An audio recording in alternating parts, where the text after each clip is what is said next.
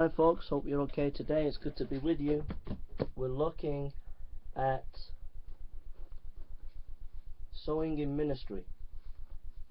Let's look at 1 Corinthians chapter 3 verse 9.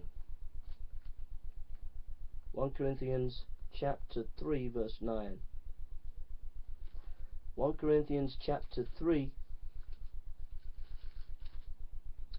verse 9.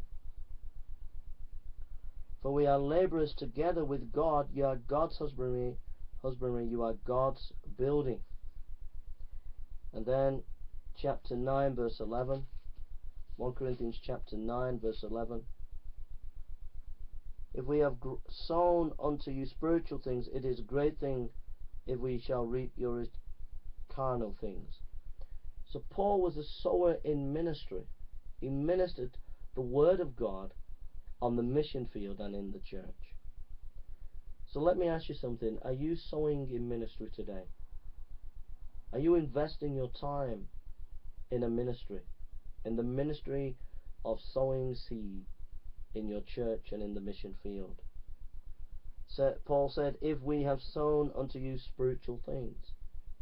And I remember the story of Miss Hudson, a missionary. As a young lady, she was living in an area. She died when she was 90, at 90 years of age. She passed away recently. And I'll never forget, she told me when she was a young girl, maybe 16, 18, on her street, this is like 1920s, 1930s, there was loads of kids in her area, and she opened a Sunday school. If we have sown unto you spiritual things, are we sowing spiritual things? Are we investing in young people, in children, in our area, in spiritual things? Are we using our time to spread the gospel? If we can play the piano, are we playing hymns in the local home? If we can teach children, are we teaching the children? If we can teach young people, are we teaching young people? If we have sown unto you spiritual things, are we sowing spiritually on the internet? Are we sowing spiritual things?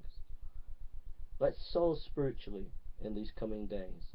Let's invest our time in sowing the spiritual things, sharing the word of God in our ministry. What is the point of being a preacher? There are a lot of preachers today that are getting their sermons off the internet.